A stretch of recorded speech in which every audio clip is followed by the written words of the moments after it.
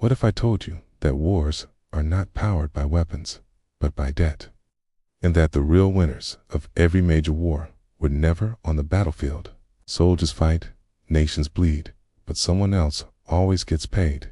Gas system has been operating for more than a century.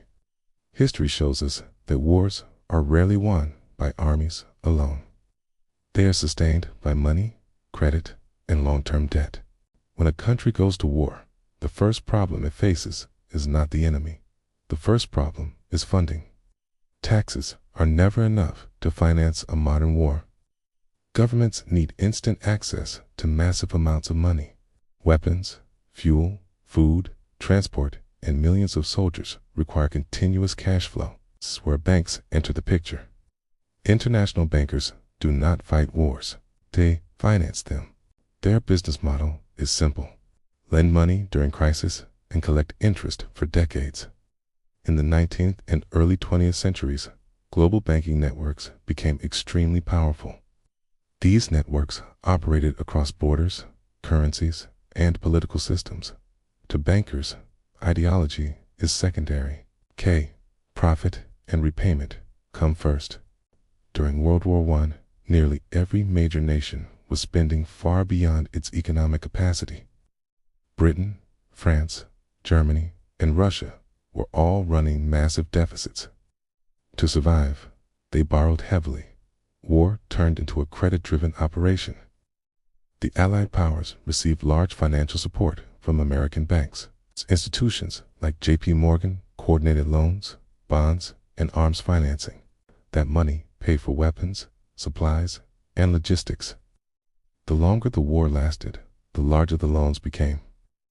Germany, on the other hand, could not borrow directly from enemy banks. Instead, it used neutral countries and financial intermediaries. Through indirect routes, credit still flowed. The global financial system ensured that money reached both sides. This does not mean one bank openly funded both armies. It means the system allowed capital to move wherever demand existed. War created demand, and banks supplied credit. Interest accumulated on every side. To expand funding even further, governments introduced war bonds. Citizens were told buying bonds was an act of patriotism. People invested their savings to support the war effort. Governments received cash, and banks managed the debt. As wars dragged on, governments printed more money. Inflation rose and currencies weakened. When the fighting ended, the financial damage remained. Nations were physically exhausted and economically broken.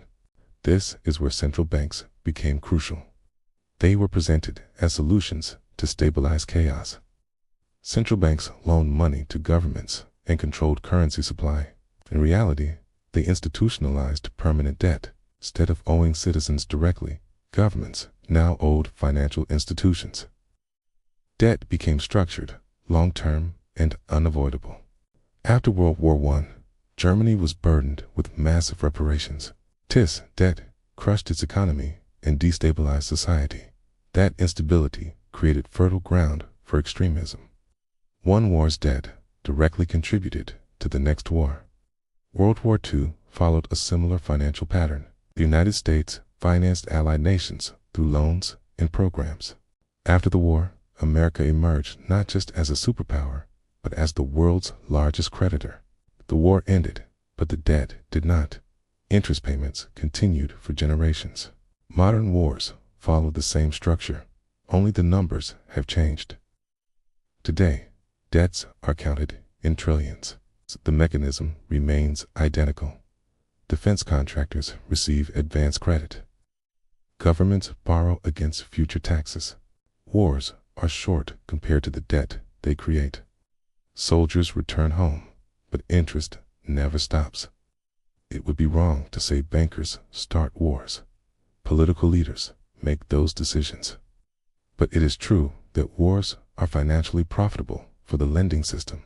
Conflict accelerates borrowing like nothing else. Peace slows down debt growth or guarantees it. This creates a dangerous incentive. A system where destruction produces financial stability for lenders. The public is rarely shown this reality. They are shown flags, speeches, and emotional narratives.